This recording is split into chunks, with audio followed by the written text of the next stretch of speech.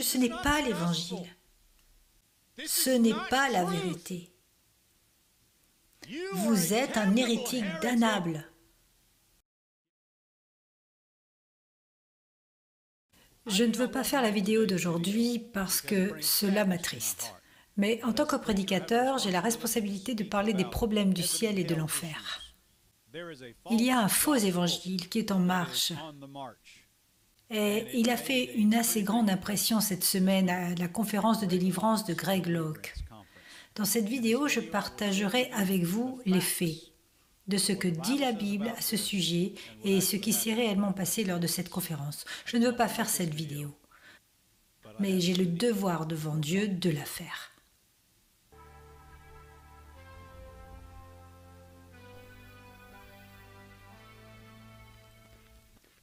Merci d'avoir pris le temps de regarder cette vidéo. Je ne m'en réjouis pas, mais c'est quelque chose qui doit être fait. Et il faut le dire, il y a trop d'enjeux. L'éternité est en jeu pour beaucoup de gens. Et je veux que vous preniez, s'il vous plaît, le temps. Et supportez-moi pendant que nous parcourons cette vidéo. Je vous explique ce qui se passe réellement. Et si vous n'avez pas encore vu les documentaires du troisième Adam, veuillez prendre le temps d'aller regarder ce que nous avons mis beaucoup de temps et d'efforts et de recherche dans celle-ci. Nous vous recommandons de le faire car cela vous sera d'une grande aide. Je veux commencer avec la Bible. La Bible dit dans 1 Timothée chapitre 4 verset 1 « Mais l'Esprit dit expressément que dans les derniers temps, quelques-uns abandonneront la foi pour s'attacher à des esprits séducteurs et à des doctrines de démons, par l'hypocrisie de faux docteurs portant la marque de la flétrissure dans leur propre conscience. » Il y a des gens qui s'écartent de la foi. Ce qui fait que les gens s'écartent de la foi, il n'y a qu'un seul corps de doctrine. Il n'y a qu'une seule foi. Ils s'écartent de cela. Pourquoi? À cause des esprits séducteurs et des doctrines de démons. Le troisième Adam 2 a été appelé la grande séduction. Et je parlais juste à quelqu'un ce matin en disant que, fondamentalement, la façon dont une église s'écarte de la vérité, c'est d'abord que cela commence par la musique.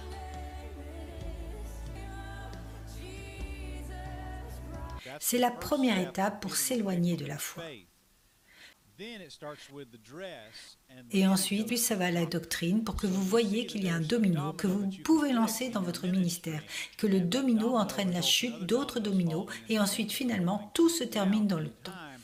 Pourquoi? À cause de l'attention aux esprits séducteurs et les doctrines de démons. Le peuple de Dieu va être séduit par de faux enseignants. Nous serons toujours séduits par l'erreur et séduits par la musique sensuelle des faux enseignants en ces derniers jours. Mais la différence, c'est qu'ils y ont prêté attention. Et c'est ce que fait Greg Locke.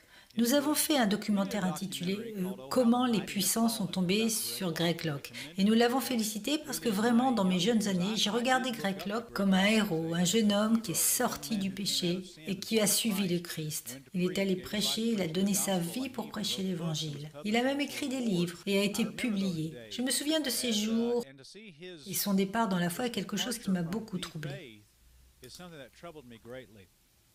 Maintenant, cette semaine, Greg Locke a eu une conférence sur la délivrance dans son église.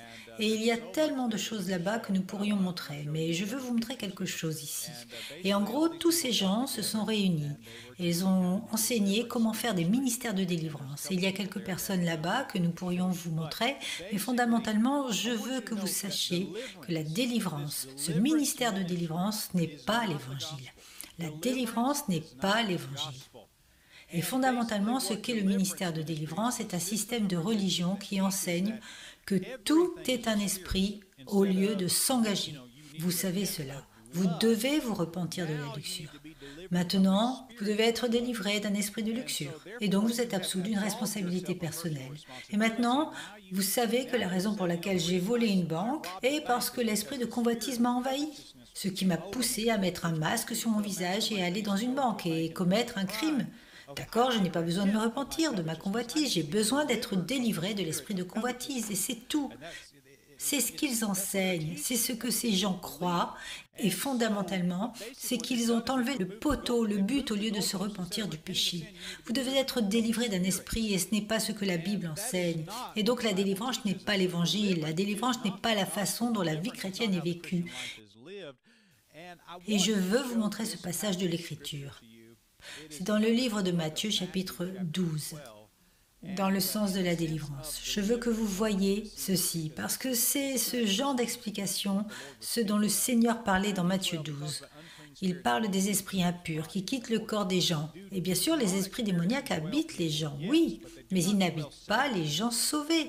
Si vous êtes né de nouveau, vous êtes habité par l'Esprit Saint. Et vous êtes comme, écoutez, si votre corps est la grande gare centrale où tous ces démons entrent en vous et sortent et entrent, et chaque semaine vous devez aller à l'église et être délivré de tout cela, l'esprit de luxure, l'esprit de jalousie, l'esprit de convoitise, ce n'est pas ce que la Bible enseigne, d'accord?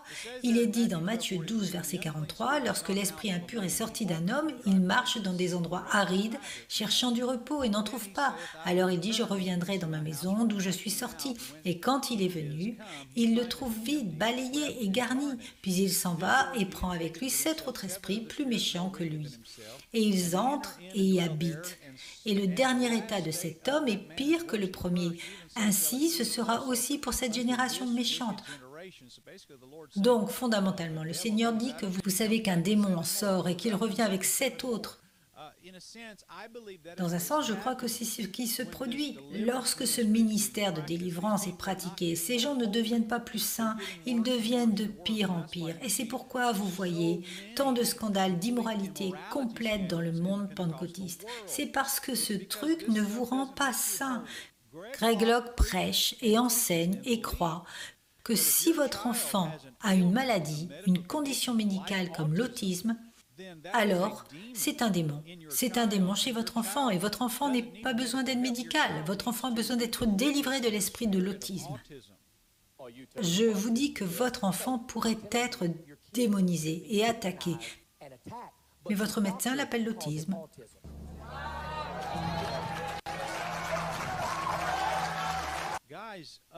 À part trouver cela extrêmement offensant et trouver cela complètement absurde, ce n'est même pas du tout la doctrine biblique. Maintenant, cela ne néglige pas le fait que je pense que certains enfants peuvent être possédés par des démons. Je ne sous-estimerai pas que c'est réel, mais dire qu'un enfant autiste doit être délivré de l'esprit de l'autisme, c'est son problème. Il a un démon en lui, je trouve cela extrêmement offensant. Mais Greg Locke prêche cela. Alors qui sont ces hommes qui sont les gars de première ligne? La conférence de délivrance de Greg Locke, eh bien, un d'eux est un homme du nom de Henry Schaeffer.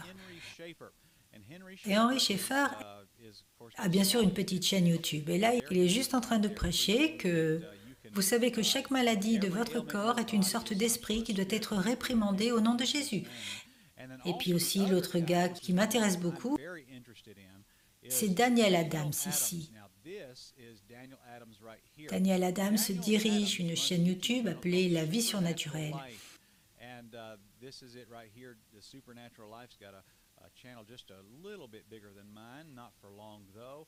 Donc il fait le ministère de délivrance et autres. Permettez-moi maintenant de vous montrer une vidéo. Daniel Adams effectuant une délivrance sur une famille. Mais Daniel Adams ici est entré dans une maison et il a essentiellement parlé à toute cette famille. Le titre de la vidéo sur YouTube était « Le pouvoir de l'Esprit Saint tombé sur toute leur maison ». Et en gros, ce qu'il fait, c'est qu'il leur explique sa version de l'Évangile qui est effroyablement terrible. Il dit en gros que si vous choisissez Jésus, Jésus vous choisira. Puis vous lui demanderez d'être rempli de l'Esprit Saint et c'est tout. Donc fondamentalement, ce qu'il fait, c'est qu'il leur parle et les conduit dans une prière. Dites, répétez, je choisis ton esprit, Je crois que si ton cœur sera ouvert et si tu peux vraiment te pardonner et ne pas t'accrocher aux choses du passé que tu as faites avec toi-même, ou quoi que ce soit, ou même les pensées que vous avez probablement combattues pour vous sortir d'ici, afin que ne vous sentiez pas comme un gros problème. Vous voyez ce que je dis? Est-ce que cela a du sens? Oui, le Christ changera définitivement ta vie pour toujours. Tu vas juste essayer de laisser le Saint-Esprit couler par ta bouche. Est-ce que ça a du sens? Tu vas bien?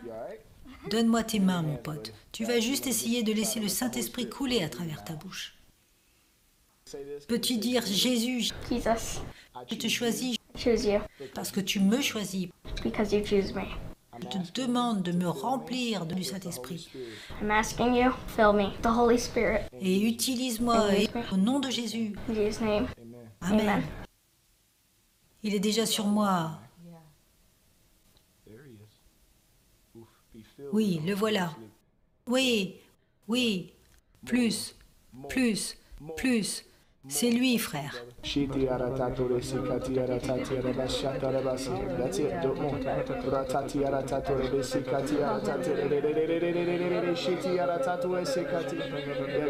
Juste après ça, il commence à parler en langue et puis il commence à faire des trucs comme ça, comme dire plus Seigneur, plus Seigneur.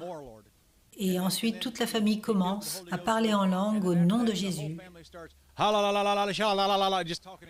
Au nom de Jésus, je prie en ce moment.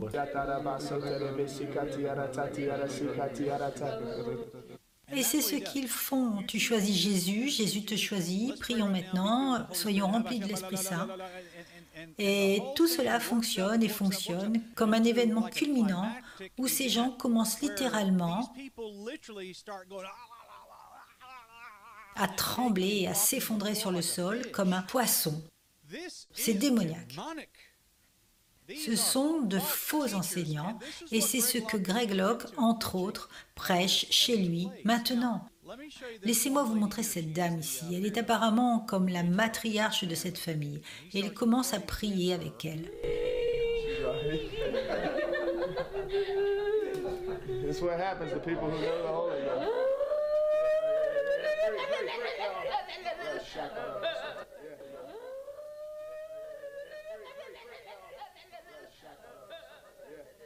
D'accord? Alors vous remarquez qu'elle secoue et s'effondre sur le sol. C'est ce que fait Daniel Adams. C'est son ministère qui amène les gens là-dedans. Et puis il commence à pleurer hystériquement, il commence à crier.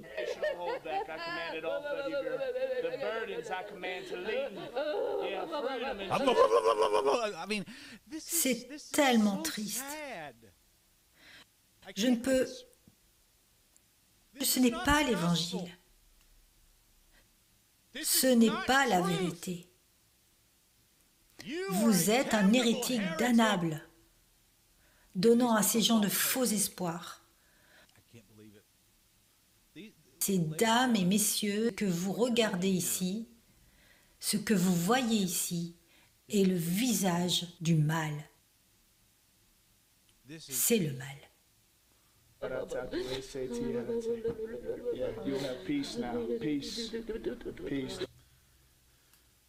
Mais c'est ce que cet homme enseigne et prêche. Maintenant, une chose qui m'a beaucoup déçu. Lors de cette conférence de Greg Locke, il y a un homme que je connais depuis longtemps, que je considérais comme un frère, et je pensais qu'il était un peu différent, mais vous savez, Dr. Harrison. Maintenant, Dr. Harrison a été sauvé au réveil de Burlington il y a des années avec Thousand. C'est sa vignette ici sur Twitter et c'est lui qui prêche à l'église de Phil Kidd. Et je vais juste passer cette vidéo ici et vous laisser décider de ce qui se passe ici, dans cette situation.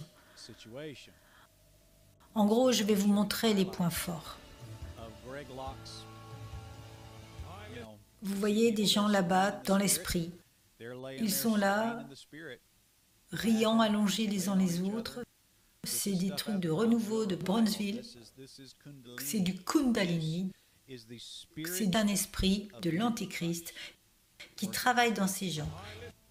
Et tout en bas ici, vous allez voir l'invitation que le Dr Harrison, en bas,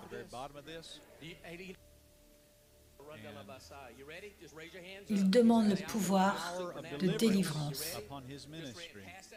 Ces gars, cette doctrine de l'Antéchrist est en marche et c'est effrayant. Il est si impératif que vous compreniez qu'il y a une tromperie de la fin des temps qui vous attend, qui n'est basée sur aucune vérité biblique, basée sur l'émotivité, elle est basée sur le fait de vous rendre émotif. Elle est basée sur l'euphorie religieuse et elle n'est pas basée sur la vérité biblique. Les gens qui pratiquent cette religion ne sont pas des gens saints. La vie personnelle de Greg Locke, certaines personnes diraient que sa vie personnelle n'est pas si sainte. C'est un homme dangereux. Comme je l'ai dit, je ne veux pas faire cette vidéo. Le ministère de la délivrance n'est pas l'évangile. Ce n'est pas l'évangile. Ce n'est pas prier que l'esprit de luxure et l'esprit de convoitise, l'esprit de l'autisme sortent de votre enfant. C'est une hérésie damnable. C'est tellement éloigné du christianisme biblique que vous pouvez aussi bien être bouddhiste. Je veux visionner un segment de notre 3e documentaire sur Adam et je veux que vous regardiez avec un cœur ouvert. Ces mouvements, ces gens qui tombent par terre, ces gens dans l'esprit, ce que vous avez vu que Daniel Adams a fait dans cette maison à cette famille asiatique du Colorado, c'est démoniaque. Et je ne veux pas que vos enfants soient emportés dans ce truc. Je ne veux pas que votre église soit emportée dans ce truc.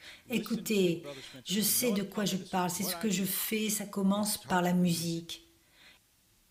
Et ensuite, ça va dans une doctrine. Et la doctrine, quand vous savez que la doctrine est fausse, les gens vont en enfer. Vous les avez trompés. Et je ne veux pas cela. S'il vous plaît, regardez ce segment du 3e Adam. Pendant le spectacle de Noël, ils sont tous comme le diable. Ils sont tous couverts de tatouages, ils ont des marques païennes sur tout leur corps et ils se disent chrétiens, ils disent qu'ils adorent Jésus. Se pourrait-il que ces gens ne soient pas sauvés et que l'esprit de cet âge, l'esprit qui travaille sur les enfants de la désobéissance dans Éphésiens chapitre 2, que ces gens ont été perdus dans la religion, ils ne sont pas perdus dans le vice ou quoi que ce soit, ils sont perdus dans une fausse version du christianisme. Et le fruit qui est produit dans leur musique et dans leur vie, et tout ça, c'est un esprit différent, ils n'ont pas le même Jésus, ils n'ont pas le même évangile, ils n'ont pas le même fruit dans leur vie. Ils chantent à propos de quelqu'un d'autre. Cela pourrait-il être vraiment si difficile à croire? Je ne pense pas. La raison suivante pour laquelle ils sont tous pareils, ils ont fondamentalement tous les mêmes manifestations. Maintenant, le yoga enseigne qu'à la base de la colonne vertébrale de chacun se trouve une énergie de serpent dormante et grâce à un processus appelé yoga, cette énergie peut être libérée et une fois qu'elle traverse le chakra supérieur de votre tête, vous avez quelque chose appelé un éveil de la Kundalini. Maintenant, voici une liste ici sur le droit de tous les chakras. Et lorsque cet éveil de la Kundalini se produit, votre corps subit des convulsions involontaires ou des secousses, et cela s'appelle un créa. Maintenant, regardez cette femme, alors qu'elle a des créas de cette expérience de Kundalini, et toute cette énergie a traversé les chakras, c'est un long processus, et ce processus s'appelle le yoga. C'est le but du yoga. Vous êtes censé libérer cette énergie, et vous avez un fort sentiment euphorique lorsque vous les avez. Mais le problème est qu'il n'y a pas de différence entre cette religion démoniaque orientale et ce qui se passe dans ces églises modernes. À gauche, vous voyez une église, l'église de Bethel, en Californie. Et à droite, vous voyez une photo de personnes ayant les réveils de la Kundalini dans les temples hindous. Et si vous remarquez ces vidéos, le comportement de ces deux parties est identique. Ils sont allongés sur le sol, l'homme là-bas à gauche s'effondre, mais ils vivent la même expérience, parce qu'ils opèrent dans la puissance du même esprit. Il n'y a pas de différence dans ce qui se passe ici. Un autre exemple de cela est dans cette église ici à gauche. Et puis vous voyez la classe de yoga à droite. Ces deux groupes ont les mêmes secousses, involontaires. Et les manifestations de la Kundalini est l'une des manifestations des secousses incontrôlées. Et ces deux parties ont la même expérience.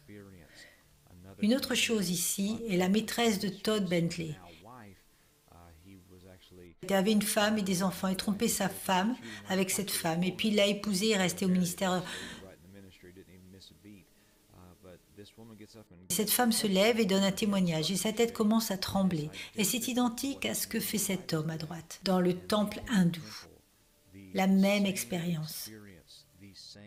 La même chose se passe chez ces deux personnes. C'est le même esprit, parce qu'ils ont la même religion. Maintenant, une autre chose. Ici, le rire fait souvent partie de l'expérience de la Kundalini. Et vous pouvez voir que l'homme à droite, dans le temple oriental, rit et tremble de manière incontrôlable, et que l'homme à gauche est dans une église pentecôtiste nord-américaine, et elle fait fondamentalement la même chose. C'est la même chose. Maintenant, si vous remarquez enfin ici, nous allons passer à la dernière diapositive, et des secousses violentes dans votre corps sont très courantes. Cet homme ici est un gourou bouddhiste oriental, et il stocke pour vous cette énergie dans son corps. Il le met dans la bouteille d'eau, et alors qu'elle touche cette bouteille d'eau, elle va commencer à secouer. Vous remarquez ici, ce prédicateur a tout ce pouvoir du Saint-Esprit, pour ainsi dire, dans son corps. Et il touche l'homme, et ils commencent tous les deux à faire la même chose. Regardez cela.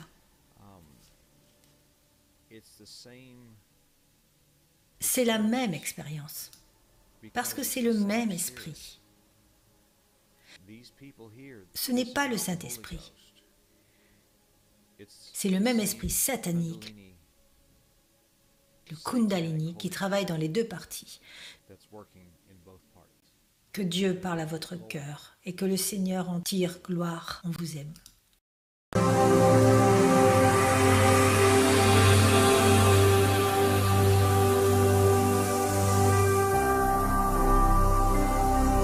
Jésus-Christ TV, vous connaîtrez la vérité et la vérité vous affranchira.